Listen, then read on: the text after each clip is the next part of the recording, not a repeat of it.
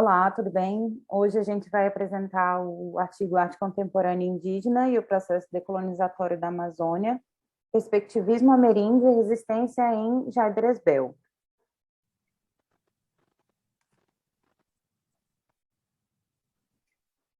A gente propõe com esse trabalho uma reflexão do perspectivismo ameríndio em conexão com o trabalho do Jaidresbel, como uma forma de resistência às forças da colonialidade na região amazônica.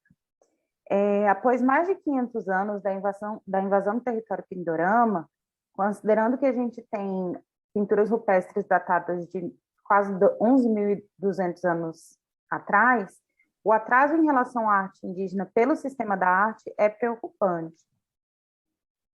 E aí esse trabalho vem como um braço, uma continuidade do PIBIC, do qual nós fazemos parte, por meio do qual a gente compreende que é possível auxiliar a luta dos povos originários por meio da produção contemporânea amazônica e do debate.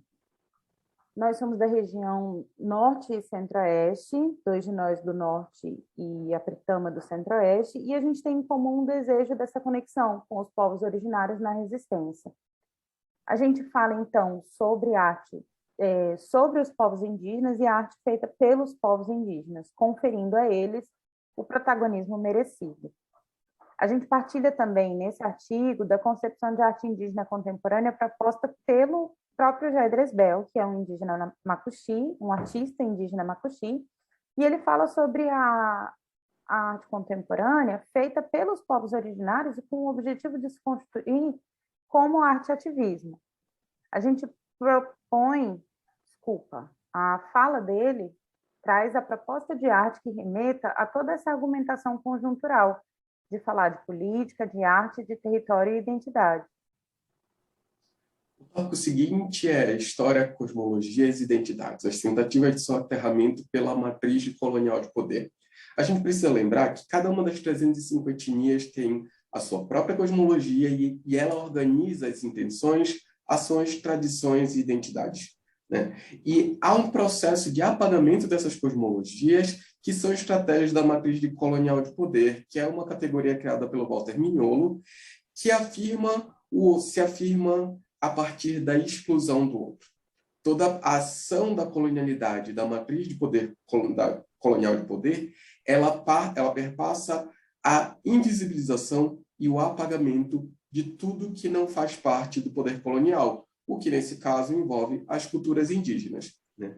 E, então, para a gente pesquisar a arte indígena contemporânea, a gente tem que assumir uma postura de disputa acerca das diferentes cosmologias, as vivências e experiências desses povos originários, compreender a arte para além da concepção de arte primitiva, considerando uma produção de sentidos e sensações a partir de sua ligação com a ancestralidade e a espiritualidade desses povos, né? Porque eles têm produções estético-artísticas com uma profunda ligação com essas tradições, as suas origens e identidades, né?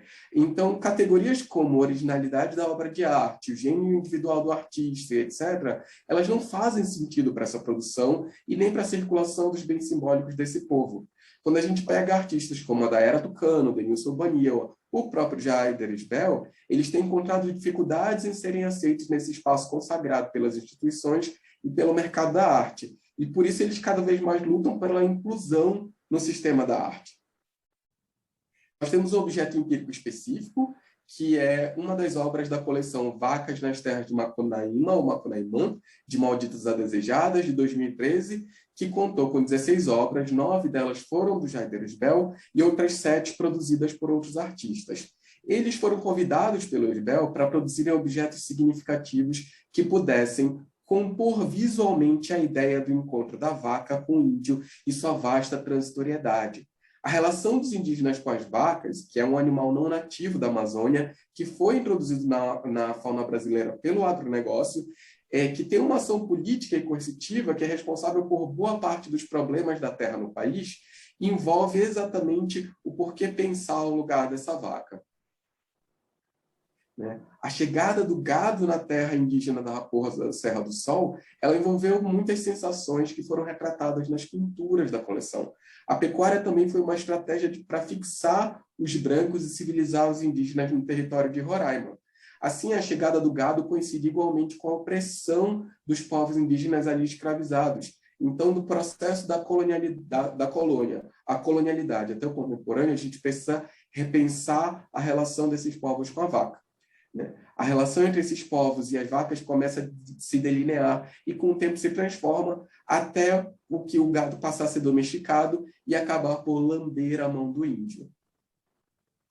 Então, a gente chega no momento de pensar essa perspectiva ameríndia sobre a arte contemporânea indígena e de tentar criar uma nova significação da introdução da vaca nesse território, lembrando que os indígenas têm uma relação diferente com o seu ambiente.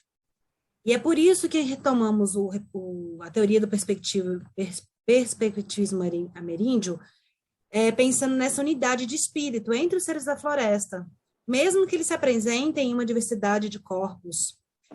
E sendo que natureza e cultura se dão por meio de configurações relacionais, que se estabelecem em perspectivas móveis. Então, as obras dessa coleção, elas tratam dessa nova expressão de humanidade, né, que é a vaca, como uma forma de ressignificar a introdução dessa nova existência. Então, essas tradições, que incluem essas manifestações estéticas artísticas, nos levam a observar, intuir, refletir, ressignificar o que se passa no presente, um ampliado, o que caracteriza um choque com a concepção de arte ocidental. Porque exatamente por meio da arte fazer parte desse sistema cultural que dentro desse sistema é que a gente encontra sentido para essas expressões artísticas. Então, nesse momento, a arte ela se soma às tradições para ressignificar a chegada dessas vacas nesse contexto sociopolítico-cultural. Então, essa obra de 2013, né, que é uma acrílica sobre tela, a gente percebe, então, a centralidade da vaca, tanto pensando na obra em si, tanto da centralidade da vaca, né, quando ela chegou ali nos territórios de Roraima. A gente pode perceber também a desproporção de algumas formas, como a cauda da vaca, as tetas, os cornos, a língua, os olhos, que ela acaba tendo uma relação desproporcional na obra. E também os olhos avermelhados da vaca, que parece remeter a um ritual macuxi, quando eles pegavam a pimenta, eles colocavam no acu e passavam nos próprios olhos, como uma forma de se proteger desses espíritos que habitavam as vacas. Então, a gente traz uma questão que se essa pintura, ela, como um acontecimento mágico, ela poderia se transfigurar em um ato próprio de proteção. Em contrapartida, a leitura ocidental das coisas, elas funcionam também como ritual. De modo que também passamos a pimenta da colonização nos olhos, e por isso estaríamos cegos para essas outras cosmosvisões.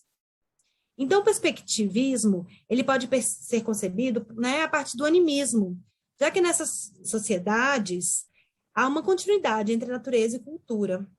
Assim, as sociedades ameríndias, elas são organizadas a partir de outro modo de hierarquia, né? São categorias elementares da vida social, sem hierarquizações entre as espécies. Então, nesse contexto, a vaca ela entra no imaginário daquelas etnias e se torna um elemento central da reflexão artística, né, da referida coleção. E aí a gente finaliza fazendo algumas considerações para a resistência. A obra do Esbel leva a gente a concluir que o impacto na vida e no imaginário dos povos originários é muito diferente daquele que o pensar ocidental concebe. A inserção da vaca, ela muda a organização do tecido social ameríndio e demonstra a necessidade de compreender o perspectivismo ao tratar de obras de arte indígenas contemporâneas. E reforça também a necessidade de uma postura decolonial no sistema da arte. Pintar as vacas na terra de Macunaímã é um ato artístico e político de resistência e resistência, porque reafirma o lugar do protagonismo dos povos originários naquele espaço físico, geográfico e simbólico. O indígena artista ajuda a gente a ter uma outra visão para além da arte primitiva, uma revisão do ponto de vista eurocêntrico sobre o que é a arte. E aí o Esbel, ele fomenta também a relação desses povos com as suas próprias culturas, o que é imprescindível para o modo de vida deles, para a identidade, a expressão, e que não devem se tornar commodities, como é próprio da ação do capital. A arte indígena ela não pertence somente ao passado, mas também é o presente e o futuro. As vacas, elas são uma reflexão sobre como resistir a um processo histórico de colonização, de supressão.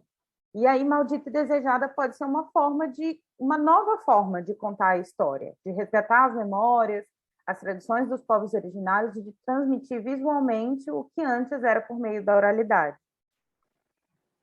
Nós, aqui desse artigo, almejamos que a celebração de obras como a do Esbel nos permita sonhar um sonho junto com o Krenak, quando ele fala que um sonho desses recupera a memória de criação do mundo. Quando a gente narra as histórias antigas, as histórias ancestrais, nós criamos um mundo novo. Então, muito obrigada.